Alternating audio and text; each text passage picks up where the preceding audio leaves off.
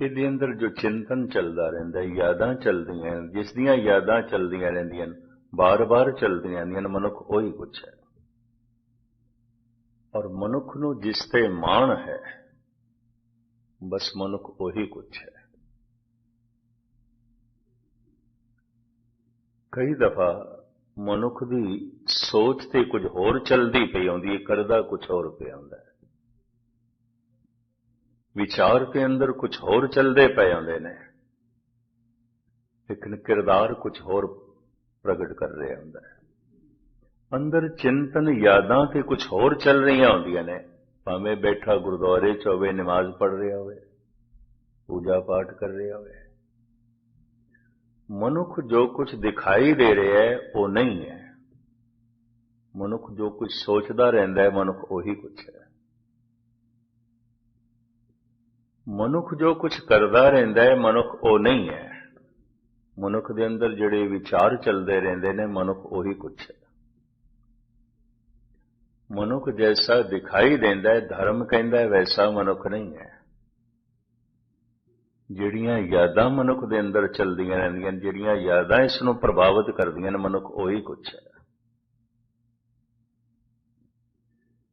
ਜਿਸ ਨੂੰ ਬਾਰ-ਬਾਰ ਸੋਚਦਾ ਹੈ, ਜਿਸ ਦੇ ਬਾਰ-ਬਾਰ ਵਿਚਾਰ ਚੱਲਦੇ ਨੇ, ਸਮਝ ਚੱਲਦੀ ਹੈ, ਫਿਰ ਉਹ ਚਿੰਤਨ ਦਾ ਹਿੱਸਾ ਬਣ ਜਾਂਦਾ ਹੈ, ਯਾਦ ਦਾ ਹਿੱਸਾ ਬਣ ਜਾਂਦਾ ਹੈ। ਇਹੀ ਯਾਦ ਚਾਰ ਰੂਪ ਧਾਰਨ ਕਰਦੀ ਹੈ: ਸਨੇਹ, ਪ੍ਰੇਮ, ਸ਼ਰਧਾ, ਭਗਤੀ।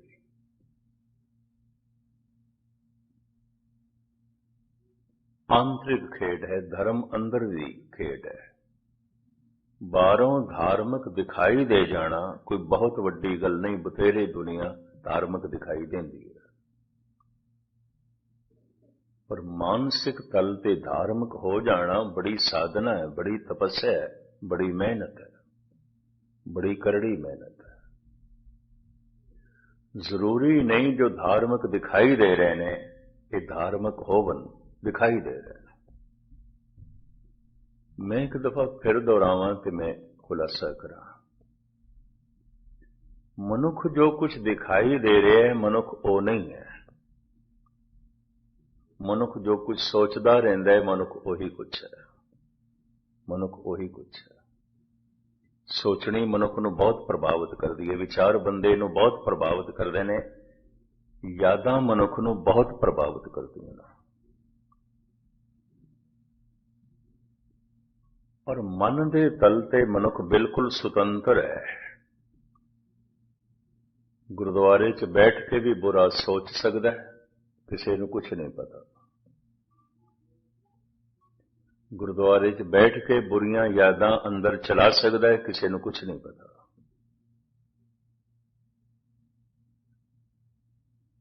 ਕਿਸੇ ਧਾਰਮਿਕ ਸਥਲ ਦੇ 'ਚ ਬੈਠ ਕੇ, ਮੰਦਿਰ ਦੇ 'ਚ ਬੈਠ ਕੇ, ਮਸਜਿਦ ਦੇ 'ਚ ਬੈਠ ਕੇ ਵੀ ਮਾੜੇ ਵਿਚਾਰ ਮਨੁੱਖ ਆਪਣੇ ਅੰਦਰ ਚਲਾ ਸਕਦਾ ਹੈ, ਕਿਸੇ ਨੂੰ ਕੁਝ ਨਹੀਂ ਪਤਾ। ਸਿਰਫ ਪਰਮਾਤਮਾ ਨੂੰ ਪਤਾ ਹੈ, ਉਹਦੀ ਪਹੁੰਚ ਸਾਡੇ ਮਨ ਤੱਕ ਹੈ।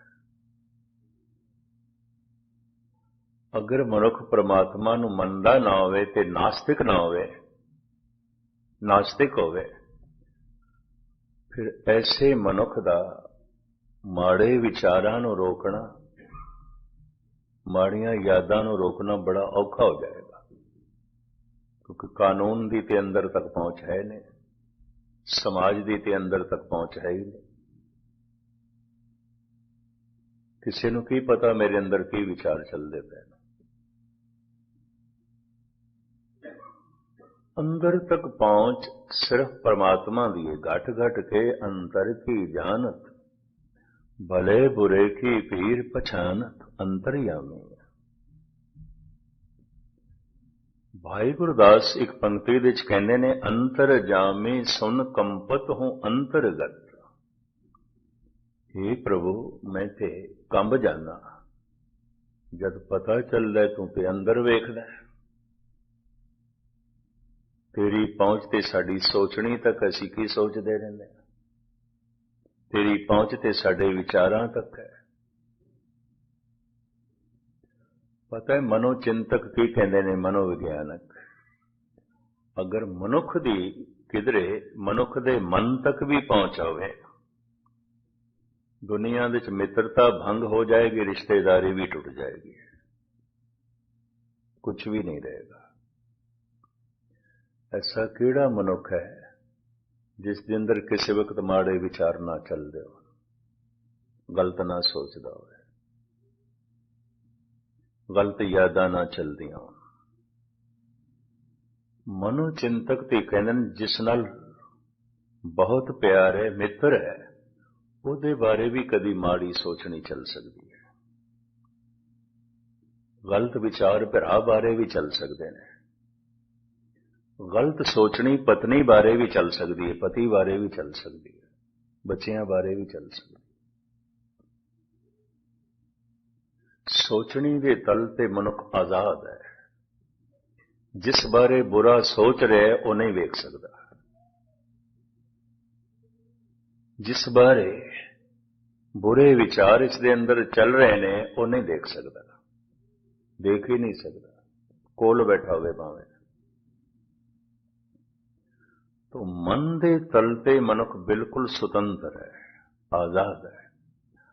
हाँ, मन ते निगाह परमात्मा दी, क्योंकि वो व्यापक है तो उदा वेखना भी व्यापक है, वो व्यापक है, उदा सुनना भी व्यापक है। देखत सुनत सदा है संगे, मैं मूर्ख जानिया दूरी रे। हर वक्त कोई मनुख किसी नूं नहीं देख सकता, कोई बच्चे हर वक्त मां बाप की निगाह थले नहीं आते, भरा की निगाह थले हर वक्त भरा नहीं आता, पति की निगाह के थले हर वक्त पत्नी नहीं आती, और पत्नी की निगाह के थले हर वक्त पति नहीं आता। पर सारे संसार के जीव परमात्मा की निगाह के थले ने, और हर वक्त सब कुछ उसकी निगाह के थले। देखत सुनत सदा है संगे, मैं मूर्ख जानिया दूरी रे। सब तो वड्डी सियाणप है, अकलमंदी है, नेड़े करके जानदा है। परमात्मा नेड़े है, देख रहे है, मैनू सुन रहे है। ये सब तो वड्डी अकलमंदी है, ये सब तो वड्डी दानिशमंदी है, और ये सब तो वड्डी मूर्खता है कि रब किथे देखदा पिया। कानून दी ते पहुंच है कोई नहीं, समाज ते देखदा नहीं पिया, ते रब नूं मनदा नहीं, वो किथे देखदा है। जो कुछ करना है कर। महाराज कहते हैं प्रभ सब किछ जाने जिन तो किया। तू जो सोचदा रहिंदा सब कुछ प्रभु नूं पता। नहीं पता होवेगा कानून नूं तो बच गया होवेगा, नहीं पता समाज नूं तेरी इज्जत मान मर्यादा बनी हुई है, लेकिन प्रभु नूं ते पता।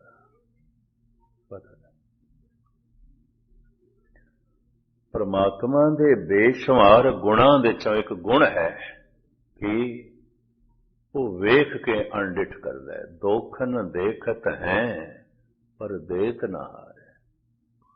वो अपना हथ नहीं रोकदा भी इतना बुरा सोचदा रहिंदा, इहदे अंदर इतने बुरे विचार चलदे रहिंदे ने, इतने बुरे ख्यालां दा मालक, इहदी इतनी बुरी सोचनी, लेकिन फिर भी परमात्मा अपने हाथ नहीं रोकदा। दोखन देखत हैं, देखदा पिया, पड़ोसी वेखदा भी नहीं ते ढंडोरा पिटदा, फलाना तो इंज है इंज है। देखिया भी कख नहीं, ढंडोरा पिटी जा रहा है। अज तक संसार का भरमण करदे आया एक अंदाजे नाल मैं कह सकदा सैकड़े मनुख मैनू ऐसे मिले होणगे जिन्हां ने कहा ज्ञानी जी थानू फलाने बारे पता है, बड़ा अनर्थ कीता है उसने। मैं कहा तू देखिया? कहंदा देखिया ते नहीं सुनिया। सुनिया सुनिया करीबन 99% मैनू वो मिले ने, जब मैं पूछया तू देखिया? कहंदा नहीं सुनिया। ਫਿਰ ਕਿਸੇ ਹੋਰ ਨੇ ਵੀ ਇਹ ਗੱਲ ਕਹੀ ਤੇ ਵੀ ਤੂੰ ਦੇਖਿਆ ਨਹੀਂ, ਕਹਿੰਦਾ ਸੁਣੇ, ਸਰਬ ਸੁਣੇ। ਦੇਖਿਆ ਵੀ ਨਹੀਂ, ਢੰਡੋਰਾ ਪਿਟ ਰਿਹਾ ਹੈ, ਪਰਮਾਤਮਾ ਦੇਖਦਿਆਂ ਹੋਇਆਂ ਵੀ ਖਾਮੋਸ਼ ਖਾਮੋਸ਼। ਦੋਖਨ ਦੇਖਤ ਹੈ ਪਰ ਦੇਤ ਨਾ ਹਾਰੇ। ਇਸ ਵਾਸਤੇ ਅਸੀਂ ਅਰਦਾਸ ਵਿੱਚ ਇਹ ਸ਼ਬਦ ਐਡ ਕਰ ਦਿੱਤੇ, ਜਿਨ੍ਹਾਂ ਵੇਖ ਕੇ ਅਣਡਿੱਠ ਕੀਤਾ। ਮਹਾਨ ਵੇਖ ਕੇ ਅਣਡਿੱਠ ਕਰਨਾ ਇਹ ਪ੍ਰਮਾਤਮਾ ਵਾਲਾ ਸੁਭਾਅ ਹੈ, ਈਸ਼ਵਰ ਵਾਲਾ ਸੁਭਾਅ ਹੈ। ਵੇਖ ਕੇ ਅਣਡਿੱਠ ਕਰ ਸਕਦਾ ਹੈ ਕੋਈ ਸਨੇਹ ਦੇ ਵਿੱਚ, ਕੋਈ ਪ੍ਰੇਮ ਦੇ ਵਿੱਚ, ਉਂਝ ਨਹੀਂ ਕਰ ਸਕਦਾ। ਗਲਤੀਆਂ ਤੇ ਦੇਖੀਆਂ ਨੇ ਬੱਚੇ ਦੀਆਂ, ਪਰ ਮਾਂ ਪਰਦਾ ਪਾਉਂਦੀ ਹੈ, ਛੁਪਾਉਂਦੀ ਹੈ, ਕਿਸੇ ਹੋਰ ਨੂੰ ਨਾ ਪਤਾ ਚੱਲੇ। ਸਨੇਹ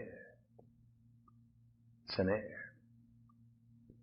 ਭੁੱਲਾਂ ਤੇ ਦੇਖੀਆਂ ਨੇ, ਕੁਝ ਅਨਰਥ ਤੇ ਦੇਖਿਆ ਹੈ ਭਰਾ ਦਾ, ਮਿੱਤਰ ਦਾ, ਪਰ ਮਿੱਤਰ ਛੁਪਾਉਂਦਾ ਹੈ, ਪਰਦਾ ਪਾਉਂਦਾ ਹੈ।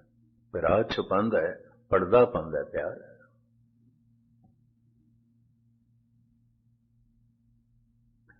ਆਮ ਹਾਲਤ ਵਿੱਚ ਮਨੁੱਖ ਵੇਖਦਾ ਵੀ ਨਹੀਂ, ਢੰਡੋਰਾ ਪਿੱਟਦਾ ਹੈ। ਇੱਕ ਪਿਆਰ ਹੀ ਇਸ ਵਾਸਤੇ ਇਸ ਨੂੰ ਕਹਿ ਦਿੱਤਾ ਗਿਆ ਰੱਬ ਵਰਗਾ ਹੀ ਹੈ। ਪਿਆਰ ਵੇਖਦਾ ਵੀ ਹੈ ਤੇ ਖਾਮੋਸ਼ ਹੋ ਜਾਂਦਾ ਹੈ, ਨਜ਼ਰ ਅੰਦਾਜ਼ ਕਰ ਦਿੰਦਾ ਹੈ।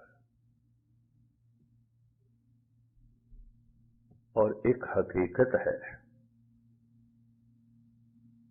ਮੀਰਾ ਤੇ ਸਾਫ਼ ਕਹਿੰਦੀ ਹੈ, ਹੇ ਪ੍ਰਭੂ, ਜੇ ਤੂੰ ਮੇਰੇ ਔਗਣ ਗਿਣਨ ਲੱਗ ਪਵੇਂ ਫਿਰ ਤੇ ਤੇਰਾ ਮਿਲਣਾ ਕਦੀ ਹੋ ਹੀ ਨਹੀਂ ਸਕਦਾ, ਹੋ ਹੀ ਨਹੀਂ ਸਕਦਾ। ਪ੍ਰਭੂ ਜੋ ਹਮਰੇ ਦੋਖ ਮਤ ਹਿਰਦੇ ਧਾਰੋ। हे ਪ੍ਰਭੂ, ਤੇਰੇ ਸੁਭਾਅ ਦਾ ਪਤਾ ਹੈ, ਤੂੰ ਮੇਰੇ ਦੁੱਖਾਂ ਨੂੰ ਨਹੀਂ ਦੇਖੇਂਗਾ, ਨਾ ਹਿਰਦੇ ਵਿੱਚ ਧਾਰਨ ਕਰੇਂਗਾ। ਕਲਗੀਧਰ ਪਾਤਸ਼ਾਹ ਤੇ ਕਹਿੰਦੇ ਨੇ, ਐਸਾ ਸੁਭਾਅ ਕੇਵਲ ਪ੍ਰਮਾਤਮਾ ਦਾ ਹੈ, ਦੋਖਨ ਦੇਖਤ ਹੈ ਪਰ ਦੇਤ ਨਾ ਹਾਰੇ। ਦੇਖਦਾ ਹੈ। ਇਹ ਅਵਸਥਾ ਮਨੁੱਖ ਦੀ ਬਣ ਸਕਦੀ ਹੈ ਜਿਸ ਦਿਨ ਸਾਰੇ ਸੰਸਾਰ ਨਾਲ ਪਿਆਰ ਹੋ ਜਾਏ, ਤੇ ਸਾਰੇ ਸੰਸਾਰ ਨਾਲ ਪਿਆਰ ਉਸੇ ਨੂੰ ਭਗਤੀ ਕਹਿੰਦੇ ਨੇ, ਪ੍ਰੇਮਾ ਭਗਤੀ। ਪਰਮਾਤਮਾ ਨਾਲ ਪਿਆਰ, ਸਾਰੇ ਸੰਸਾਰ ਨਾਲ ਪਿਆਰ। ਪੂਰਨ ਪ੍ਰੇਮ ਪ੍ਰਤੀਤ ਸਜੇ ਬ੍ਰਤ ਗੋੜ ਮੜੀ ਮਟ ਭੁੱਲ ਨਾ ਮਾਨ। ਪੂਰਨ ਪ੍ਰੇਮ ਜਿਹਦੀ ਸਾਰੀ ਪੂਰਨਤਾ ਆ ਗਈ, ਪਰਮਾਤਮਾ ਆ ਗਿਆ, ਇਸ ਨੂੰ ਭਗਤੀ ਕਹਿੰਦੇ ਨੇ। ਜਿਸ ਦਿਨ ਮਨੁੱਖ ਭਗਤ ਹੋ ਜਾਂਦਾ ਹੈ, ਉਹਦੀ ਅਵਸਥਾ ਕੀ ਬਣ ਜਾਂਦੀ ਹੈ? ਧੰਨ ਗੁਰੂ ਨਾਨਕ ਦੇਵ ਜੀ ਮਹਾਰਾਜ ਪ੍ਰਮਾਣ ਕਰਦੇ ਨੇ, ਹਮ ਨਹੀਂ ਚੰਗੇ ਬੁਰਾ ਨਹੀਂ ਕੋਇ, ਪ੍ਰਣਵਤ ਨਾਨਕ ਤਾਰੇ ਸੋਇ। ਸਾਡਾ ਕੋਈ ਦਾਵਾ ਨਹੀਂ ਕਿ ਮੈਂ ਚੰਗਾ, ਮੇਰਾ ਕੋਈ ਕਹਿਣਾ ਨਹੀਂ ਕਿ ਕੋਈ ਬੁਰਾ ਹੈ, ਕੋਈ ਬੁਰਾ ਹੈ। ਮੈਂ ਚੰਗਾ ਹਾਂ, ਮੈਂ ਚੰਗਾ ਹਾਂ, ਭਗਤ ਦਾ ਇਹ ਦਾਵਾ ਹੀ ਖਤਮ ਹੋ ਜਾਂਦਾ ਹੈ। ਕੋਈ ਬੁਰਾ ਹੈ, ਕੋਈ ਬੁਰਾ ਹੈ, ਐਸਾ ਭਗਤ ਦਾ ਕਹਿਣਾ ਹੀ ਖਤਮ ਹੋ ਜਾਂਦਾ ਹੈ। ਇਹ ਭਗਤ ਦੀ ਪਹਿਚਾਣ ਔਰ ਹਕੀਕਤ ਹੈ। ਪਰਮਾਤਮਾ ਦੀ ਦ੍ਰਿਸ਼ਟੀ 'ਚ ਕੋਈ ਬੁਰਾ ਭਲਾ ਨਹੀਂ ਹੈ। ਗੰਨੇ ਦੇ 'ਚ ਰਸ ਪਾ ਦਿੱਤਾ ਹੈ ਪਰਮਾਤਮਾ ਨੇ, ਅੰਮ੍ਰਿਤ ਹੈ। ਸੰਤਰੇ ਦਾ ਰਸ, ਅੰਗੂਰਾਂ ਦਾ ਰਸ ਅੰਮ੍ਰਿਤ ਹੈ। ਔਰ ਇਸ ਅੰਮ੍ਰਿਤ ਨੂੰ ਮਨੁੱਖ ਚਾਹੇ ਤੇ ਜ਼ਹਿਰ ਬਣਾ ਸਕਦਾ ਹੈ, ਸ਼ਰਾਬ ਬਣਾ ਲਈ। ਰਸ ਤੇ ਮਿੱਠਾ ਸੀ, ਅੰਗੂਰਾਂ ਦਾ ਕੌੜਾ ਹੋ ਗਿਆ। ਰਸ ਤੇ ਸਵਾਦਿਸ਼ਟ ਸੀ, ਮਿੱਠਾ ਸੀ, ਸੰਤਰੇ ਦਾ ਕੌੜਾ ਹੋ ਗਿਆ। ਰਸ ਤੇ ਮਿੱਠਾ ਸੀ, ਗੰਨੇ ਦਾ ਕੌੜਾ ਹੋ ਗਿਆ। ਮਿੱਠੇ ਨੂੰ ਮਨੁੱਖ ਕੌੜਾ ਕਰ ਸਕਦਾ ਹੈ, ਅੰਮ੍ਰਿਤ ਨੂੰ ਮਨੁੱਖ ਜ਼ਹਿਰ ਬਣਾ ਸਕਦਾ ਹੈ। ਮਨੁੱਖ ਕੋਲ ਇਹ ਤੌਫੀਕ ਹੈ। ਸ਼ਰਾਬ ਨੂੰ ਹੀ ਦੇਖ ਲਓ, ਮਨੁੱਖ ਨੇ ਮਿੱਠੇ ਨੂੰ ਕੌੜਾ ਕਰ ਦਿੱਤਾ ਹੈ ਤਰਕਾ ਕੇ। ਤੇ ਜੇ ਅੰਮ੍ਰਿਤ ਨੂੰ ਮਨੁੱਖ ਜ਼ਹਿਰ ਬਣਾ ਸਕਦਾ ਹੈ ਤਾਂ ਮਨੁੱਖ ਦੇ ਕੋਲ ਇੱਕ ਤੌਫੀਕ ਹੈ, ਜ਼ਹਿਰ ਨੂੰ ਵੀ ਅੰਮ੍ਰਿਤ ਬਣਾ ਸਕਦਾ ਹੈ। ਸੰਖਿਆ ਜ਼ਹਿਰ ਹੀ ਆਉਂਦੀ ਹੈ। ਹਕੀਮ ਵੈਦ ਇਹਨੂੰ ਮਾਰ ਕੇ ਇਸ ਦਾ ਕੁਸ਼ਤਾ ਬਣਾ ਲੈਂਦੇ ਨੇ, ਅੰਮ੍ਰਿਤ ਹੋ ਗਈ, ਅੰਮ੍ਰਿਤ ਹੋ ਗਈ। ਇਕਬਾਲ ਇਸ ਨੂੰ ਬੜੇ ਸੋਹਣੇ ਢੰਗ ਨਾਲ ਬਿਆਨ ਕਰਦੇ ਨੇ, ਜੋ ਜ਼ਹਿਰੇ ਹਲਾ ਹਲ ਹੈ ਵਹੀ ਅੰਮ੍ਰਿਤ ਹੈ ਨਾਦਾਂ, ਮਾਲੂਮ ਨਹੀਂ ਤੁਝਕੋ ਅੰਦਾਜ਼ ਹੈ ਪੀਣੇ ਕੇ। ਇਹ ਤੇ ਪੀਣ ਦਾ ਢੰਗ ਹੈ, ਜੇ ਤੈਨੂੰ ਆ ਜਾਏ ਅੰਮ੍ਰਿਤ ਹੈ, ਤੇ ਜੇ ਪੀਣ ਦਾ ਢੰਗ ਨਹੀਂ ਆਇਆ ਤਾਂ ਜ਼ਹਿਰ ਹੈ। ਜੇ ਜੀਣ ਦਾ ਢੰਗ ਆ ਗਿਆ ਤਾਂ ਜ਼ਿੰਦਗੀ ਅੰਮ੍ਰਿਤ ਹੈ, ਜੇ ਜੀਣ ਦਾ ਢੰਗ ਨਹੀਂ ਆਇਆ ਤਾਂ ਜ਼ਿੰਦਗੀ ਹੀ ਜ਼ਹਿਰ ਹੈ। ਜੇ ਰਹਿਣ ਦਾ ਤੈਨੂੰ ਢੰਗ ਆ ਗਿਆ, ਸਾਰਾ ਸੰਸਾਰ ਅੰਮ੍ਰਿਤ ਹੈ, ਨਿਰੰਕਾਰ ਦਾ ਰੂਪ ਹੈ। ਜੇ ਤੈਨੂੰ ਰਹਿਣ ਦਾ ਢੰਗ ਨਹੀਂ ਆਇਆ, ਸਾਰਾ ਸੰਸਾਰ ਜ਼ਹਿਰ ਹੈ। ਇਹ ਤੇਰੇ ਤੇ ਮੁਨਸਰ ਹੈ, ਤੂੰ ਜ਼ਹਿਰ ਦੇ ਚ ਜੀਵਣਾ ਹੈ ਕਿ ਅੰਮ੍ਰਿਤ ਦੇ ਚ ਜੀਵਣਾ। सत्संग इस वास्ते है, और अज तक बड़े बड़े अवतारी पुरुष महज इसलिए आए कि मनुख चुनाव ठीक कर सके, मनुख चोण ठीक कर सके। अक्सर मनुख चुनाव गलत कर लेंदा, जिंदगी सारी गलत हो जाती है। जितने जिंदगी ਦੀ ਤਾਰੀਕੀ ਹੋਵੇਗੀ, ਅਗਿਆਨ ਹੋਵੇਗਾ, ਉਤਨੀ ਹੀ ਜ਼ਿੰਦਗੀ ਜ਼ਹਿਰੀਲੀ ਬਣ ਜਾਏਗੀ। ਫਿਰ ਤਾਰੀਖ ਮਨੁੱਖ ਦਾ ਸੰਬੰਧ ਵੀ ਤਾਰੀਕੀ ਨਾਲ ਹੁੰਦਾ ਹੈ, ਰਾਤ ਨਾਲ ਹੁੰਦਾ ਹੈ। ਅੰਮ੍ਰਿਤ ਵੇਲੇ ਸੁੱਤਾ ਰਹਿ ਜਾਏਗਾ, ਰਾਤ ਦੀ ਤਾਰੀਕੀ ਨੂੰ ਉਜਵਲ ਕਰਕੇ ਜੂਏ ਖਾਨੇ 'ਚ ਬੈਠਾ ਹੋਵੇਗਾ, ਵੈਸ਼ਿਆਲੇ 'ਚ ਬੈਠਾ ਹੋਵੇਗਾ। ਮੰਦਰਾਂ ਦੀ ਰੌਣਕ ਤੇ ਖਤਮ ਹੋ ਗਈ, ਜੂਏ ਖਾਨਿਆਂ ਦੀ ਰੌਣਕ ਵੱਧ ਗਈ। ਮੰਦਰ ਉਸ ਨੂੰ ਕਹਿੰਦੇ ਨੇ ਜਿਸ ਦਾ ਦੁਆਰ ਸਵੇਰੇ ਖੁੱਲਦਾ ਹੈ, ਅੰਮ੍ਰਿਤ ਵੇਲੇ ਖੁੱਲਦਾ ਹੈ, ਜਿੱਥੇ ਸਵੇਰੇ ਘੜਿਆਲ ਵੱਜਦਾ ਹੈ, ਜਿੱਥੇ ਸਵੇਰੇ ਗੁਰਬਾਣੀ ਦੀ ਗੂੰਜ ਉੱਠਦੀ ਹੈ, ਉਹ ਤੇ ਬੇਸ਼ਤਰ ਜਗ੍ਹਾ ਉਂਝ ਹੀ ਬੰਦ ਹੋ ਗਈ। ਪਤਾ ਹੈ ਕਿਉਂ? ਅਰਥ ਸ਼ਾਸਤਰ ਦਾ ਇੱਕ ਨਿਯਮ ਹੈ,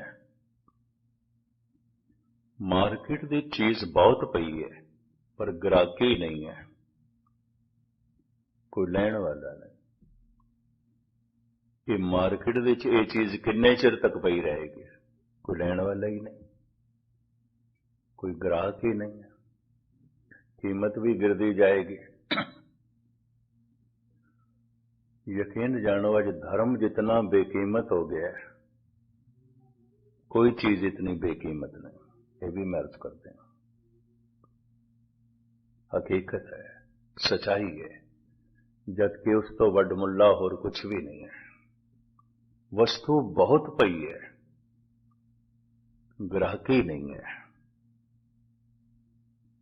कीमतां गिर जाणगियां, बिल्कुल ग्राहकी नहीं है। वो वस्तु एक दिन मार्केट तो ओझल हो जाएगी, आउट ऑफ मार्केट हो जाएगी, नहीं रह सकती। चर्च ते उन्हां दे दरवाजे ते बथेरे बंद हो गए ने, कईयां दे ते दीवा बत्ती भी नहीं होंदी, ये भी मैं अर्ज कर दिया। भारत देश भी बहुते मंदिरां दे सिर कल्ला पुजारी बैठा रहिंदा है। बड़ियां बड़ियां बिल्डिंगां गुरुद्वारियां दी मजाल है, अमृत वेले कोई एक मनुख गुरु नाल जुड़न दी उमंग रखदा होवे, तड़प रखदा होवे। हर चीज दी अपनी रुत है, हर चीज दा अपना समा है। नाम बीजण दा भी समा है। अमृत वेला सच नाम वडियाई विचार, वो ते खो गया। ਕਲੱਬਾਂ ਦੀ ਰੌਣਕ ਵੱਧ ਗਈ, ਥੀਏਟਰਾਂ ਦੀ ਰੌਣਕ ਵੱਧ ਗਈ, ਵੇਸ਼ਿਆਲਿਆਂ ਦੀ ਰੌਣਕ ਵੱਧ ਗਈ, ਜੂਏ ਖਾਨਿਆਂ ਦੀ ਰੌਣਕ ਵੱਧ ਗਈ। ਰੱਬ ਦੀ ਨੇਤ ਅਤਕੀ ਦਾਸ ਦਾ 3 ਦਿਨ ਦਾ ਪ੍ਰੋਗਰਾਮ ਅਧੀਨੋਂ ਵਿੱਚ ਸੀ। ਮੈਂ ਪਹਿਲੀ ਦਫਾ ਗਿਆ। ਸਾਰਾ ਸ਼ਹਿਰ ਬੜਾ ਪੁਰ ਰੌਣਕ, ਬੜੀ ਲਾਈਟ, ਇੱਕ ਇੱਕ ਬਿਲਡਿੰਗ ਬੜੀ ਸਜੀ ਹੋਈ। ਰਾਤ ਦੇ ਵਕਤ ਪਹੁੰਚੇ, ਸੰਧਿਆ ਹੋ ਗਈ ਸੀ। ਜਿਹੜਾ ਸੱਜਣ ਲੈ ਜਾ ਰਿਹਾ ਸੀ, ਮੈਂ ਉਸ ਨੂੰ ਪੁੱਛਿਆ ਸੀ, ਹਰ ਬਿਲਡਿੰਗ ਦੇ ਅੰਦਰ ਕੋਈ ਖੁਸ਼ੀ ਹੋ ਰਹੀ ਹੈ, ਕੋਈ ਵਿਆਹ ਸ਼ਾਦੀ ਹੈ, ਇੰਨੀ ਸਜਾਵਟ? ਕਹਿੰਦਾ ਗਿਆਨੀ ਜੀ ਕਿਹੜੇ ਚੱਕਰ 'ਚ ਪਏ, ਸਭ ਜੂਏ ਖਾਨੇ ਨੇ। ਇਸ ਸ਼ਹਿਰ ਦੀਆਂ ਸਾਰੀਆਂ ਬਿਲਡਿੰਗਾਂ 'ਚ ਵੱਡੀਆਂ ਵੱਡੀਆਂ ਦੇਖਦੇ ਪਏ, ਸਜੀਆਂ ਹੋਈਆਂ, ਸਭ ਜੂਏ ਖਾਨੇ ਨੇ। ਕਹਿਣ ਲੱਗੇ ਮਜਬੂਰੀ ਹੈ ਸਾਡੀ, ਸਾਨੂੰ ਵੀ ਇੱਕ ਬਿਲਡਿੰਗ ਮਿਲੀ ਹੈ ਨਾ ਜੂਏ ਖਾਨਿਆਂ ਦੇ ਵਿਚਕਾਰ ਹੀ ਮਿਲੀ ਹੈ, ਗੁਰਦੁਆਰਾ ਵੀ ਉੱਥੇ ਹੀ, ਜਿੱਥੇ ਤੁਹਾਨੂੰ ਲੈ ਜਾ ਰਹੇ ਹਾਂ। ਮਜਬੂਰੀ ਹੈ ਕਹਿੰਦੇ ਸਾਡੀ। ਇੰਨਾ ਸਜਿਆ ਹੋਇਆ ਸ਼ਹਿਰ ਅਮਰੀਕਾ ਦਾ ਮੈਂ ਪਹਿਲੀ ਦਫਾ ਦੇਖਿਆ।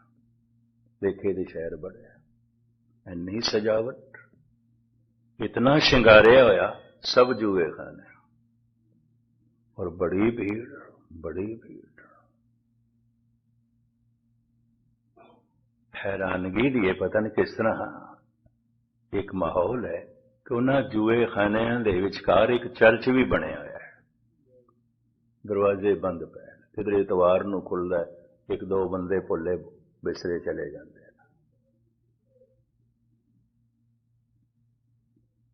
ਮਨੁੱਖ ਦੀ ਜ਼ਿੰਦਗੀ ਇਤਨੀ ਰਾਤ ਹੋ ਗਈ ਹੈ, ਰਾਤ ਨਾਲ ਸੰਬੰਧ ਜੁੜ ਰਿਹਾ, ਦਿਨ ਨਾਲ ਨਹੀਂ, ਅੰਮ੍ਰਿਤ ਵੇਲੇ ਨਾਲ।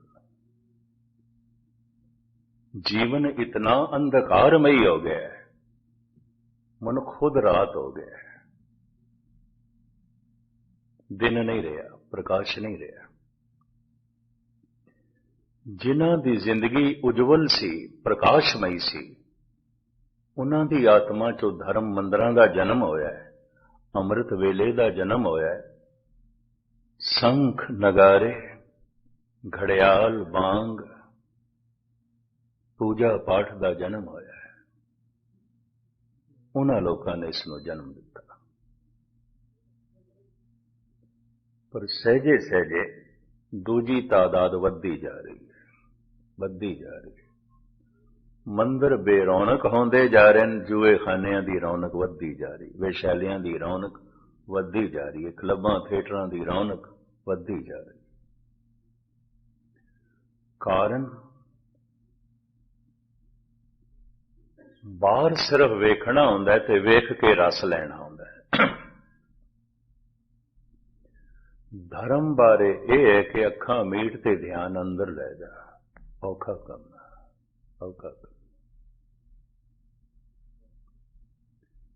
ਸਵਾਮੀ ਰਾਮਾਨੰਦ ਦਾ ਭਾਵੇਂ ਇੱਕੋ ਹੀ ਸ਼ਬਦ ਹੈ ਧੰਨ ਗੁਰੂ ਗ੍ਰੰਥ ਸਾਹਿਬ ਜੀ ਮਹਾਰਾਜ ਦੇ ਅੰਦਰ, ਬਸੰਤ ਰਾਗ ਦੇ ਵਿੱਚ, ਬੜਾ ਸਾਰਥਕ ਹੈ, ਬੜਾ ਕੀਮਤੀ ਹੈ। ਉਹ ਕਹਿੰਦੇ ਨੇ ਕਤ ਜਾਈਏ ਰੇ ਘਰ ਲਾਗੋ ਰੰਗ। ਕਿੱਥੇ ਜਾਵਾਂ ਮੈਂ, ਘਰ ਦੇ 'ਚ ਹੀ ਰੰਗ ਲੱਗ ਗਿਆ, ਭਟਕਣਾ ਮਿਟ ਗਿਆ। ਕਤ ਜਾਈਏ ਰੇ ਘਰ ਲਾਗੋ ਰੰਗ, ਮੇਰਾ ਚਿਤਨਾ ਚਲਤ ਮਨ ਭਇਓ ਪੰਗ। ਯਾਦਾਂ ਜਦ ਬਾਹਰ ਚਲਨ ਤਾਂ ਮਨ ਭਟਕ ਰਿਹਾ ਹੈ, ਸੋਚਣੀ ਜਦ ਬਾਹਰ ਜਾਵੇ ਤਾਂ ਮਨ ਭਟਕ ਰਿਹਾ ਹੈ, ਵਿਚਾਰ ਜਦ ਬਾਹਰ ਮੁਖੀ ਹੋਵਨ ਤਾਂ ਮਨ ਬਾਹਰ ਭਟਕ ਰਿਹਾ ਹੈ। ਹਰ ਵਕਤ ਮਨ ਬਾਹਰ ਭਟਕਦਾ ਹੈ। ਤੇ ਬਾਹਰ ਕਿਸ ਤਰ੍ਹਾਂ ਭਟਕਦਾ ਹੈ? ਸਮੇਂ ਦੇ 'ਚ ਭਟਕਦਾ ਹੈ, ਵਕਤ ਦੇ 'ਚ ਭਟਕਦਾ ਹੈ, ਕਾਲ ਦੇ 'ਚ ਭਟਕਦਾ ਹੈ। ਗੁਜ਼ਰੇ ਹੋਏ ਸਮੇਂ ਦੀਆਂ ਯਾਦਾਂ ਦੇ ਚਲੇ ਜਾਂਦਾ ਹੈ, ਆਉਣ ਵਾਲੇ ਸਮੇਂ ਦੀ ਚਿੰਤਾ ਦੇ ਚਲਾ ਜਾਂਦਾ ਹੈ। ਮਨੁੱਖ ਜਿੱਥੇ ਬੈਠਾ ਹੋਵੇਗਾ, ਹੈ ਮਨ ਅਕਾਲ ਦਾ ਹਿੱਸਾ। ਮਨ ਤੂੰ ਜੋਤ ਸਰੂਪ ਹੈ, ਆਪਣਾ ਮੂਲ ਪਛਾਣ, ਹੈ ਤੇ ਅਕਾਲ ਦਾ ਹਿੱਸਾ। ਭਟਕਦਾ ਕਾਲ ਦੇ 'ਚ ਹੈ। ਮਨ ਅਕਾਲ ਹੋ ਸਕਦਾ ਹੈ ਤੇ ਕਾਲ ਦਾ ਰੂਪ ਵੀ ਹੋ ਸਕਦਾ ਹੈ। ਅਗਰ ਕਾਲ ਦੇ 'ਚ भटकदा रहा तो बार बार शरीर मिलता रहेगा। इसे नूं कहंदे ने आवागमन, बार बार जमदा रहेगा, मरदा रहेगा, जमदा रहेगा, ये बार बार वाहन इसनूं मिलेगा। जितने चिर तक मन अचेत है सिलसिला चलता रहेगा। हुणे कीर्तन दे एक पंक्ति आई सी, मिटियो अंधेर मिलत हर नानक, जन्म जन्म की सोई जागी। शरीर रात नूं सौ जांदा है, सवेरे जाग पैंदा है। ये मन ते कई जन्मां दा सुत्ता पिया, ये भी मैं पता नहीं कितने जन्मां दा। मिटियो अंधेर मिलत हर नानक, जन्म जन्म की सोई जागी। शरीर सवेरे घरों निकलिया, शाम नूं वापस आंदा है। ये मन ते अपने घर तो पता नहीं कितने जन्मां दा निकलिया,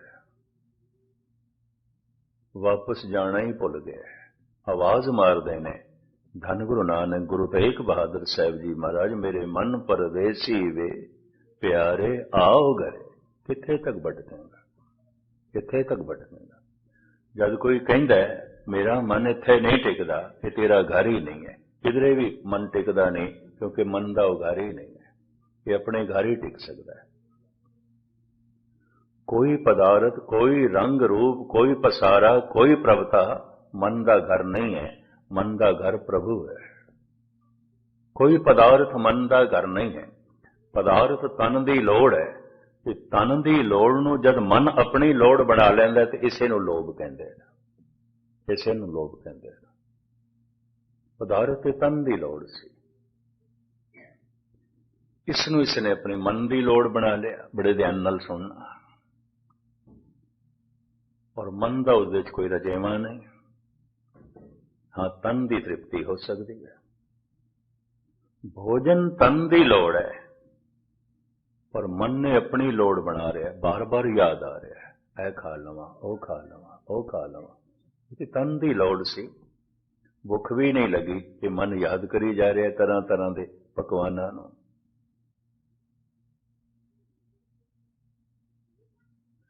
मैं उस दिन भी अर्ज की सी, लोड़ां मनुख दियां सीमत ने, लोभ की कोई सीमा नहीं है।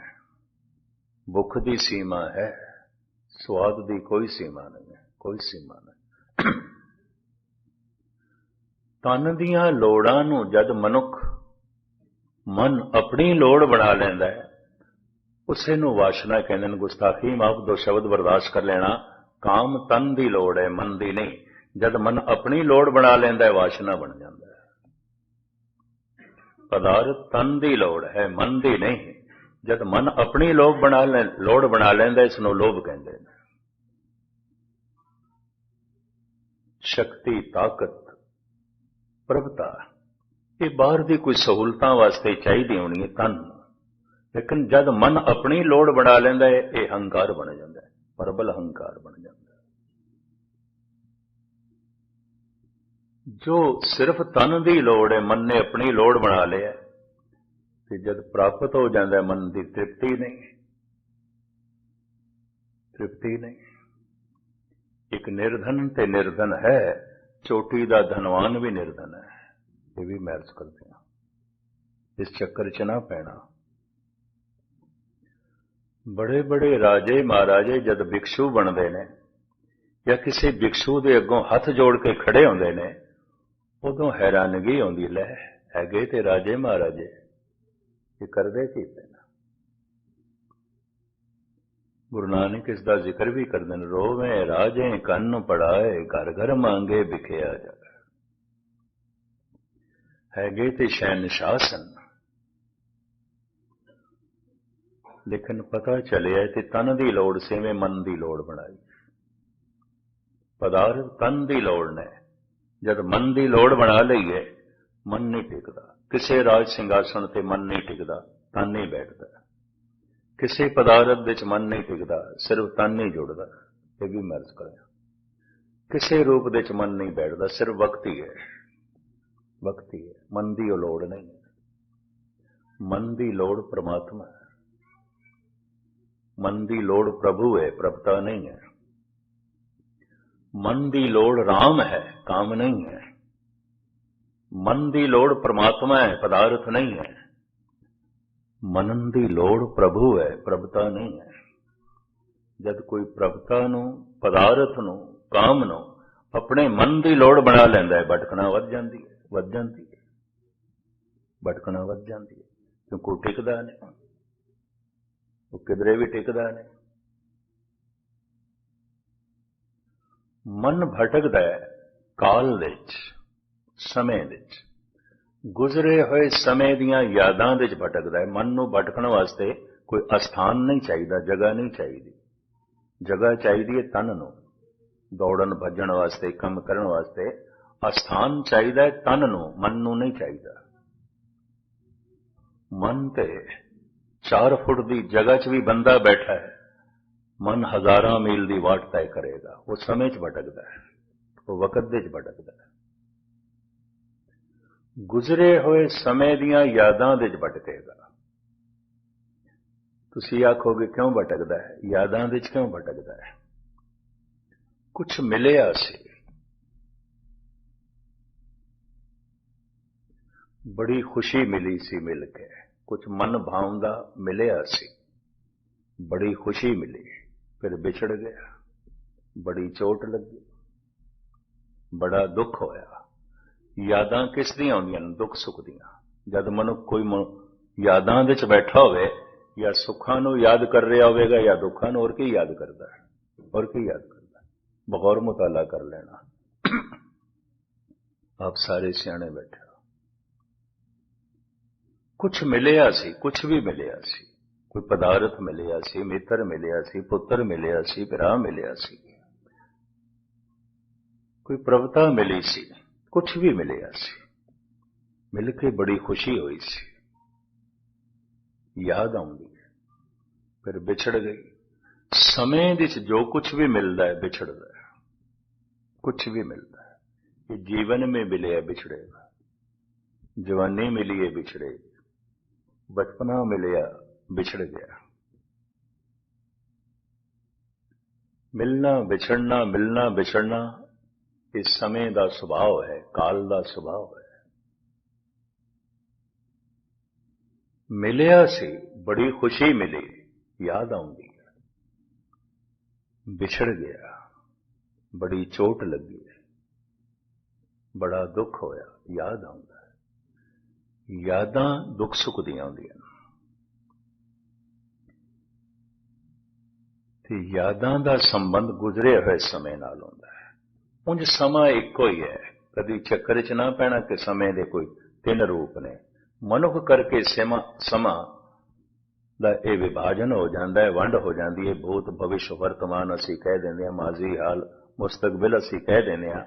उंज समा एक है, परमात्मा की दुनिया समा एक है। मेरे करके कुछ जिहड़ा गुजरा होया समा है, वो मेरा भूतकाल है, आने वाला भविष्य है, जो सामने है वर्तमान है। ये मेरे करके, मैं नहीं हाँ तो समा तो एक ही है। उम्मीद है गल पकड़ दे चाह के। समय दे कोई 3 रूप नहीं, मनुख करके 3 रूप हो जाते हैं। मेरा कुछ गुजरिया होया समा है, मेरा कुछ आने वाला समा, उन समा इको है। मन चला जाता है गुजरे हुए समय दियां यादां विच, ते यादां विच की आउंदा है? दुख ते सुख। कदी दुखां नूं याद करदा, कदी सुखां नूं। फिर मन चला जाता है आने वाले समय। क्यों? आने वाले समय की चिंता है। हुण जो कुछ मिलिया होया है किधरे चला ना जाए, चिंता है।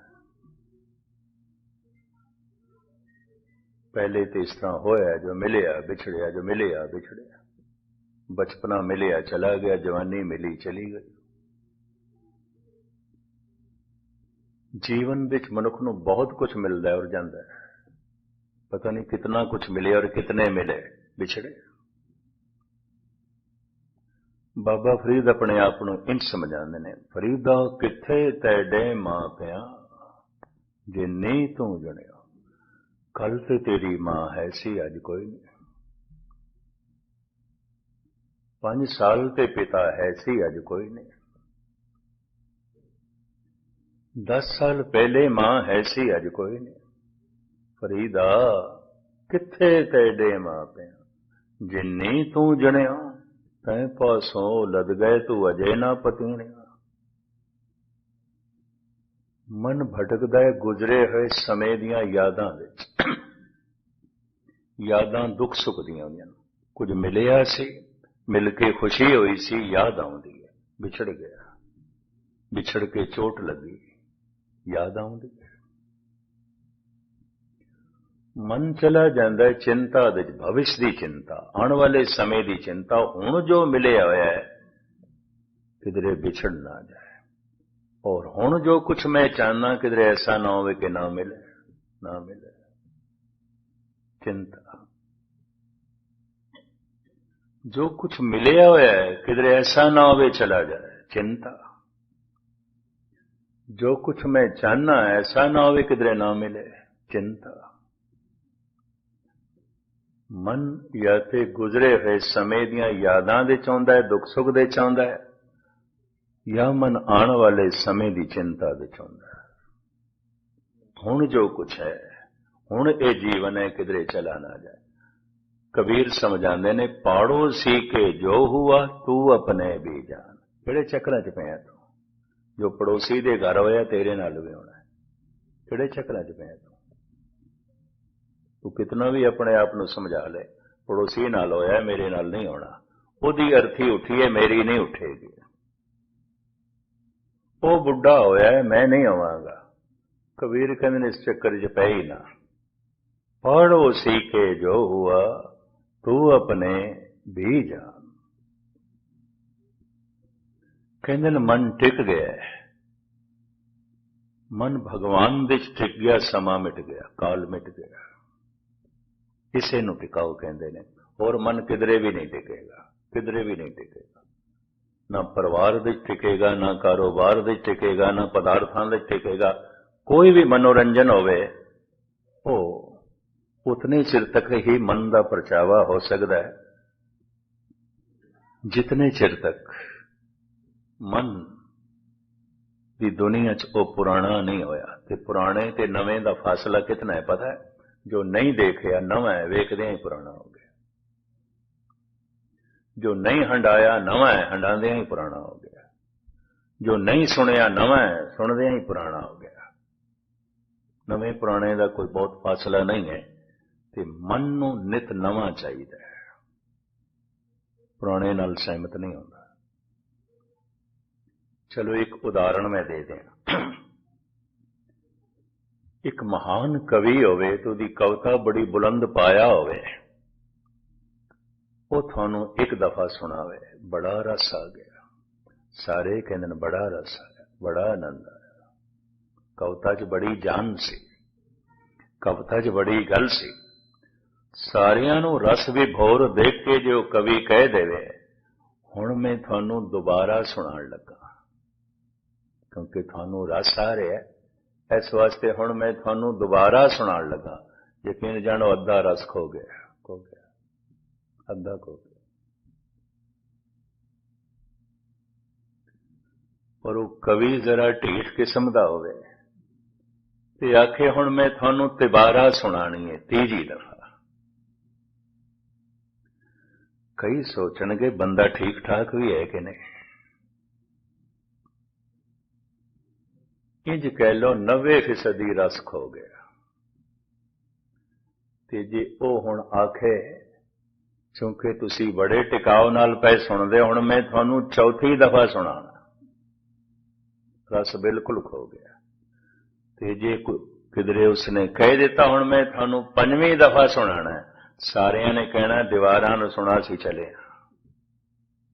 ਪਾਗਲ ਲੱਗਦਾ। ਕਿਧਰੇ ਹੱਦ ਹੋ ਗਈ। ਪਹਿਲੇ ਮਹਾਕਵੀ ਤੇ ਮਹਾਕਵੀ ਤੋਂ ਹੁਣ ਪਾਗਲ। ਮਹਾਕਵੀ ਸੀ, ਕਵਿਤਾ ਨਵੀਂ ਪ੍ਰਤੀਤ ਹੋਈ, 5 ਦਫਾ ਸੁਣਨ ਨਾਲ ਬਿਲਕੁਲ ਪੁਰਾਣੀ ਹੋ ਗਈ, ਬਿਲਕੁਲ ਪੁਰਾਣੀ। ਸਭ ਕੁਝ ਖੋ ਗਿਆ। ਸੰਸਾਰ ਵਿੱਚ ਐਸਾ ਕੁਝ ਵੀ ਨਹੀਂ ਜੋ ਪੁਰਾਣਾ ਨਾ ਹੋਵੇ। ਕਿਧਰੇ ਵੀ ਮਨ ਨਹੀਂ ਟਿਕਦਾ, ਕਿਧਰੇ ਵੀ ਨਹੀਂ ਟਿਕਦਾ। ਜੋ ਨਹੀਂ ਮਿਲਿਆ ਨਵਾਂ ਹੈ, ਮਿਲਦਿਆਂ ਹੀ ਪੁਰਾਣਾ ਹੋ ਜਾਂਦਾ ਹੈ। ਜੋ ਨਹੀਂ ਵੇਖਿਆ ਨਵਾਂ ਹੈ, ਵੇਖਦਿਆਂ ਹੀ ਪੁਰਾਣਾ ਹੋ ਜਾਂਦਾ ਹੈ। ਜੋ ਨਹੀਂ ਸੁਣਿਆ ਨਵਾਂ ਹੈ, ਸੁਣਦਿਆਂ ਹੀ ਪੁਰਾਣਾ ਹੋ ਗਿਆ। ਮਨ ਨੂੰ ਨਿਤ ਨਵਾਂ ਚਾਹੀਦਾ ਹੈ। ਗੁਰੂ ਨਾਨਕ ਦੇਵ ਜੀ ਮਹਾਰਾਜ ਕਹਿੰਦੇ ਨੇ, ਇੱਕ ਹੈ ਕਦੇ ਪੁਰਾਣਾ ਨਹੀਂ ਹੁੰਦਾ, ਸਾਹਿਬ ਮੇਰਾ ਨੀਤ ਨਵਾਂ, ਸਦਾ ਸਦਾ ਦਾ। ਭਗਤ ਕਹਿੰਦੇ ਨੇ, ਇੱਕ ਦਿਨ ਦੀ ਗੱਲ ਨਹੀਂ, ਇੱਕ ਸੈਕਿੰਡ ਪਹਿਲੇ ਜੋ ਰਸ ਆਇਆ ਹੈ, ਦੂਜੇ ਸੈਕਿੰਡ ਦੇ ਚ ਉਹ ਰਸ ਹੋ ਰਿਹਾ, ਤੀਜੇ ਸੈਕਿੰਡ ਦੇ ਚ ਰਸ ਹੋ ਰਿਹਾ, ਔਰ ਉਹ ਰਸ ਵੱਧਦਾ ਹੀ ਜਾ ਰਿਹਾ, ਵੱਧਦਾ ਹੀ ਜਾ ਰਿਹਾ, ਵੱਧਦਾ ਹੀ ਜਾ ਰਿਹਾ। ਉਹ ਸਾਹਿਬ ਨਿਤ ਨਵਾਂ ਹੈ, ਨਿਤ ਨਵਾਂ ਹੈ। ਕਿਸੇ ਵੀ ਕਵਿਤਾ ਨੂੰ, ਸੰਗੀਤ ਦੀ ਧੁਨ ਨੂੰ ਪਹਿਲੇ ਸੁਣਦਿਆਂ ਜੋ ਰਸ ਹੋਵੇਗਾ, ਬਾਰ-ਬਾਰ ਸੁਣਨ ਨਾਲ ਰਸ ਹੋ ਜਾਏਗਾ, ਪਰ ਬਾਰ-ਬਾਰ ਜਪਦਿਆਂ ਹੀ ਰਸ ਵੱਧਦਾ ਜਾ ਰਿਹਾ, ਵੱਧਦਾ ਜਾ ਰਿਹਾ। ਕਿਉਂ? ਉਹ ਸਾਹਿਬ ਨਿਤ ਨਵਾਂ ਹੈ। ਸਾਹਿਬ ਮੇਰਾ ਨੀਤ ਨਵਾਂ, ਕਿਉਂਕਿ ਸਾਹਿਬ ਪਦਾਰਥ ਨਹੀਂ ਹੈ, ਪਰਮਾਤਮਾ ਹੈ, ਨਿਤ ਨਵਾਂ ਹੈ। ਸਤ ਪਰਮੇਸ਼ਰ ਨਿਤ ਨਵਾਂ। ਜੋ ਪੁਰਾਣਾ ਹੋ ਜਾਂਦਾ ਇਸ ਦਾ ਤੇ ਬੋਧ ਹੈ ਥੋੜਾ ਬਹੁਤ। ਕੁਝ ਚੋਟੀ ਦੇ ਮਹਾਨ ਸ਼ਾਇਰਾਂ ਨੇ ਖੁਦਕਸ਼ੀ ਵੀ ਕਰ ਲਈ, ਜੈਸੇ ਨੰਦ ਲਾਲ ਨੂਰਪੁਰੀ ਨੇ।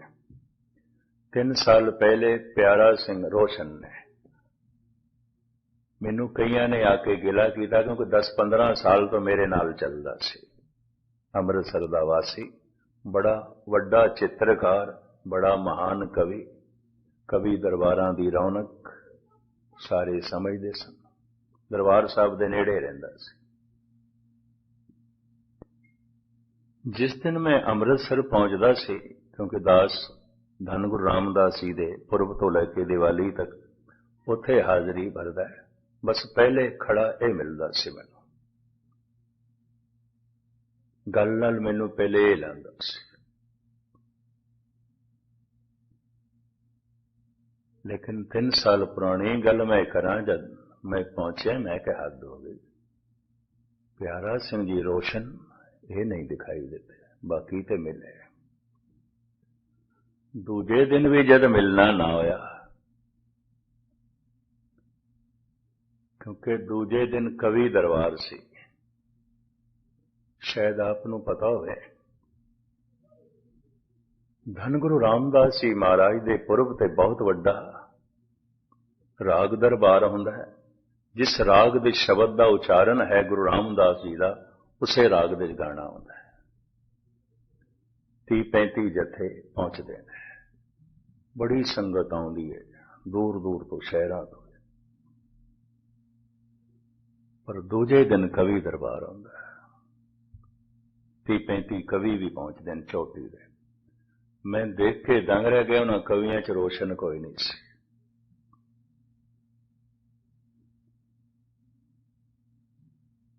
ਨਿਰਵੈਰ ਇੱਕ ਕਵੀ ਦਿੱਲੀ ਦਾ, ਮੈਂ ਉਹਨੂੰ ਪੁੱਛ ਲਿਆ, ਮੈਂ ਕਿਹਾ ਤੁਹਾਡਾ ਮਿੱਤਰ ਕਿੱਥੇ ਹੈ? ਕਹਿੰਦਾ ਮਿੱਤਰ ਤੇ ਤੁਹਾਡਾ ਸੀ, ਤੁਹਾਨੂੰ ਨਹੀਂ ਪਤਾ। ਉਹਨੇ ਆਪਣੇ ਮਕਾਨ ਦੀ 4ਥੀ ਮੰਜ਼ਿਲ ਤੋਂ ਗਿਰ ਕੇ ਖੁਦਕਸ਼ੀ ਕੀਤੀ, ਸਰੀਰ ਦੇ ਟੁਕੜੇ ਟੁਕੜੇ ਹੋ ਗਏ। ਮੈਂ ਕਿਹਾ ਐਸਾ ਕਰੇਗਾ? ਮੈਂ ਕਿਹਾ ਕੁਝ ਦਿਨਾਂ ਤੋਂ ਮੈਨੂੰ ਕਹਿੰਦਾ ਸੀ ਜ਼ਿੰਦਗੀ ਦੀ ਰਿਪੀਟੇਸ਼ਨ ਹੈ, ਕੁਝ ਵੀ ਨਹੀਂ, ਪੁਨਰੁਕਤੀ ਹੈ।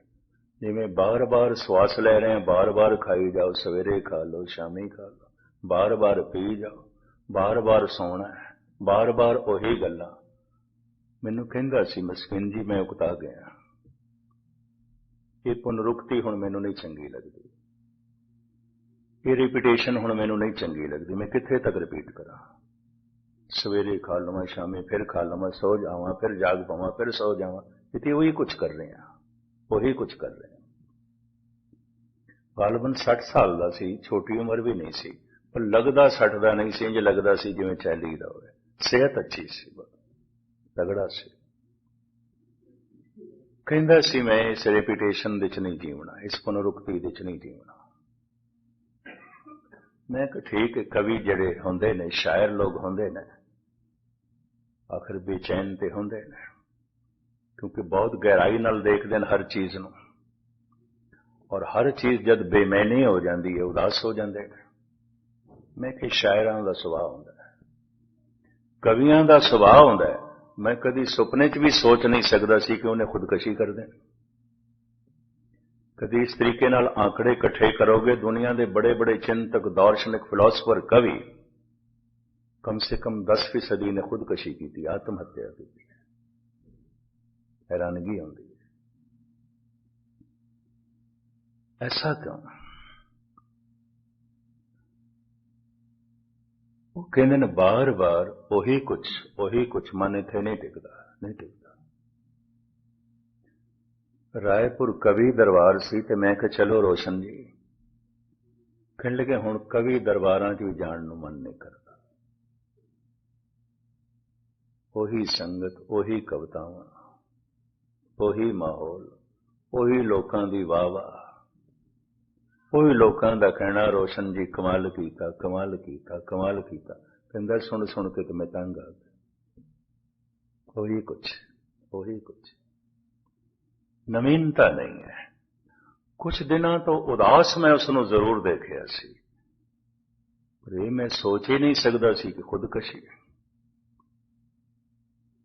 ਹਕੀਮ ਮੋਮਨ ਖਾਨ ਮੋਮਨ ਬਹਾਦਰ ਸ਼ਾਹ ਦੇ ਦਰਬਾਰੀ ਸ਼ਾਇਰਾਂ ਵਿੱਚੋਂ ਇੱਕ ਨਾਮਵਰ ਚੋਟੀ ਦਾ ਸ਼ਾਇਰ।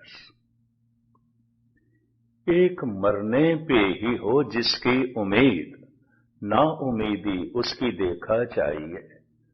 कहता है मेरी मायूसी देखो, ਆਪਾਂ ਤੇ फैसला करी बैठे हैं खुदकशी करनी है।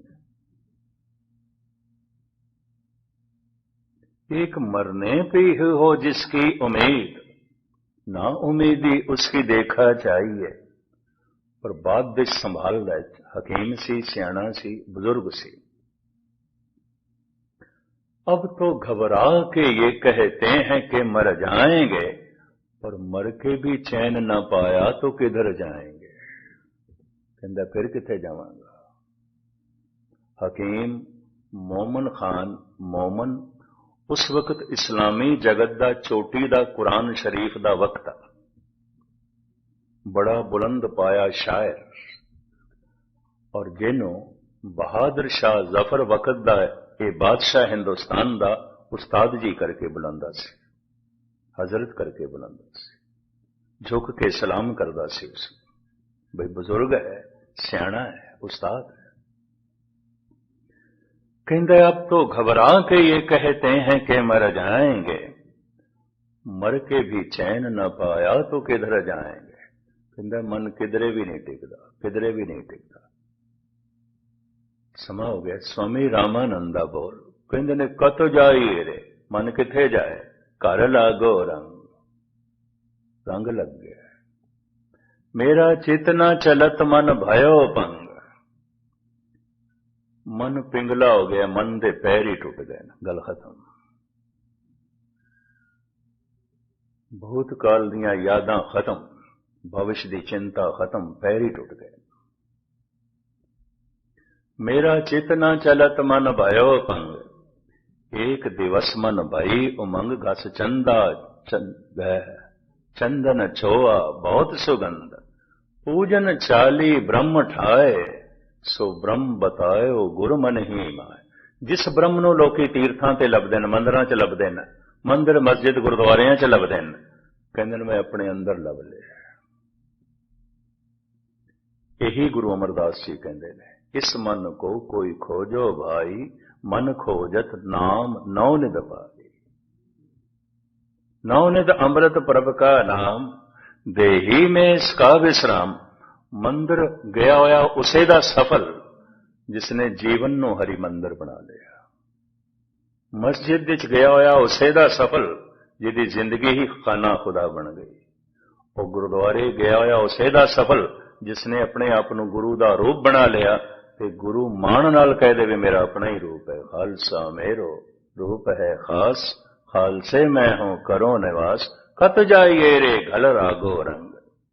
गालिब इसनों इंज बयान करता है, मेरे टूटे हुए पाए तलब का मुझ पे ऐसा है, तुम्हारे दर से अब उठकर कहीं जाया नहीं जाता। मोहब्बत असल में मखमूर वो राज़े हकीकत है, समझ में आ गया है फिर भी समझाया नहीं जाता। ਕਹਿੰਦਾ ਟੁੱਟੇ ਪੈਰਾਂ ਦਾ ਬੜਾ ਅਹਿਸਾਨ ਹੈ, ਆਪਾਂ ਟਿਕ ਗਏ, ਭਟਕਣਾ ਮਿਟ ਗਏ। ਗੱਲ ਸਮਝ ਵਿੱਚ ਆ ਗਈ ਹੈ, ਪਰ ਮੈਂ ਹੁਣ ਸਮਝਾ ਨਹੀਂ ਸਕਦਾ। ਦੁਨੀਆ ਦੇ ਸਾਰੇ ਸੰਤ ਭਗਤਾਂ ਨੇ ਕਹਿ ਦਿੱਤਾ ਹੈ, ਅਕਥ ਹੈ। ਜੇ ਹੋ ਜਾਣਾ, ਜੇ ਮੈਂ ਜਾਣ ਵੀ ਲਿਆ, ਆਖਾ ਨਾਹੀਂ ਕਹਿਣਾ ਨਹੀਂ। ਕਿਉਂ ਕਹਿਣਾ ਕਥਨ ਨਾ ਜਾਏ, ਕਥਨੀ ਚ ਨਹੀਂ ਆਉਂਦਾ। ਕਿਆ ਹੋ ਕਥੀ ਕਥੇ ਕਥ ਦੇਖਾ, ਮੈਂ ਅਕਥ ਨਾ ਕਥਨਾ ਜਾਏ। ਜਿਨ੍ਹਾਂ ਇਸ ਅਗੰਮੀ ਦੁਨੀਆ ਨੂੰ ਪ੍ਰਾਪਤ ਕੀਤਾ, ਉਸ ਦਾ ਕੋਈ ਪ੍ਰਤੱਖ ਸਬੂਤ ਨਾ ਦੇ ਸਕੇ, ਔਰ ਹੈ ਵੀ ਨਹੀਂ। ਪ੍ਰਤੱਖ ਸਬੂਤ ਸੀਮਤ ਦਾ ਹੁੰਦਾ, ਅਸੀਮ ਦਾ ਨਹੀਂ ਹੁੰਦਾ। ਜਿਨ੍ਹਾਂ ਨੇ ਉਸ ਅਗੰਮੀ ਦੁਨੀਆ ਦੀ ਝਲਕ ਦਾ ਆਨੰਦ ਮਾਣਿਆ, ਉਹ ਕੋਈ ਪ੍ਰਤੱਖ ਸਬੂਤ ਦੇ ਨਾ ਸਕੇ। ਤੇ ਜਿਨ੍ਹਾਂ ਨੂੰ ਇਸ ਅਗੰਮੀ ਦੁਨੀਆ ਦੀ ਝਲਕ ਨਾ ਮਿਲੀ, ਉਹ ਬੜੇ ਪ੍ਰਬਲ ਝੂਠੇ ਸਬੂਤ ਇਕੱਠੇ ਕਰਕੇ ਧੂਆਂਧਾਰ ਤਕਰੀਰਾਂ ਦੇ ਰਾਹੀਂ ਨਾਸਤਿਕਤਾ ਨੂੰ ਜਨਮ ਦੇ ਗਏ। ਮੈਂ ਇੱਕ ਦਫਾ ਫਿਰ ਦੁਹਰਾਵਾਂ ਤੇ ਸਮਾਪਤੀ ਕਰਾਂ। ਕਾਰਲ ਮਾਰਕਸ ਦੇ ਵਿਚਾਰਾਂ ਤੋਂ ਵਕਤੀ ਤੌਰ ਤੇ ਅੱਧੀ ਦੁਨੀਆ ਪ੍ਰਭਾਵਿਤ ਹੋ ਗਈ ਸੀ। China, Tanzania, Korea, Laos, Cambodia, Czechoslovakia, Bulgaria, Poland, ਅੱਧਾ ਜਰਮਨੀ, ਪੂਰਾ ਰਸ਼ੀਆ, ਇਹ ਸਾਰਾ ਉਸ ਤੋਂ ਪ੍ਰਭਾਵਿਤ ਹੋ ਗਿਆ ਸੀ। ਇਤਨੀ ਦੁਨੀਆ ਕਿਸੇ ਵੱਡੇ ਤੋਂ ਵੱਡੇ ਪੈਗੰਬਰ ਤੋਂ ਵੀ ਪ੍ਰਭਾਵਿਤ ਨਹੀਂ ਹੋਈ, ਕਿਉਂਕਿ ਪੈਗੰਬਰਾਂ ਦੀ ਗੱਲ ਅੰਤਰਮੁਖੀ ਹੈ, ਉਹਦੀ ਗੱਲ ਸਿਰਫ ਬਾਹਰਮੁਖੀ ਸੀ। ਔਰ ਜਦ ਕਦੀ ਕੋਈ ਮਨੁੱਖ ਪੂਰਨ ਤੌਰ ਤੇ ਅੰਤਰਮੁਖੀ ਹੋ ਜਾਂਦਾ ਹੈ, ਉਹੀ ਭਗਤ ਹੈ। ਤੇ ਭਗਤੀ ਦੀ ਜੋ ਰੂਪ ਰੇਖਾ ਧੰਨ ਗੁਰੂ ਗ੍ਰੰਥ ਸਾਹਿਬ ਜੀ ਮਹਾਰਾਜ ਦੀ ਬਾਣੀ ਚਿੱਤਰਦੀ ਹੈ, ਮੈਂ ਫਿਰ ਕੱਲ ਤੁਹਾਡੇ ਸਾਹਮਣੇ ਰੱਖਣ ਦੀ ਕੋਸ਼ਿਸ਼ ਕਰਾਂਗਾ। ਸਮਾਂ ਹੋ ਗਿਆ। ਸਾਹਿਬ ਰਹਿਮਤ ਕਰਨ, ਬਖਸ਼ਿਸ਼ ਕਰਨ, ਸਾਨੂੰ ਉਸ ਅਗੰਮੀ ਅਵਸਥਾ ਦੀ ਝਲਕ ਦੇਣ, ਜਿਸ ਝਲਕ ਦਾ ਧੰਨ ਗੁਰੂ ਨਾਨਕ ਦੇਵ ਜੀ ਮਹਾਰਾਜ ਦੀ ਬਾਣੀ ਜ਼ਿਕਰ ਕਰਦੀ ਹੈ। ਹੁਣ ਆਪ ਗੁਰਬਾਣੀ ਦਾ ਇੱਕ ਸ਼ਬਦ ਕੀਰਤਨ ਦੇ ਰਾਹੀਂ ਸਰਵਨ ਕਰੋ। ਆਨੰਦ ਸਾਹਿਬ ਦਾ ਪਾਠ, ਭੁੱਲ ਚੁੱਕ ਦੀ क्षमा। ਵਾਹਿਗੁਰੂ ਜੀ ਕਾ ਖਾਲਸਾ, ਵਾਹਿਗੁਰੂ ਜੀ ਕੀ ਫਤਿਹ।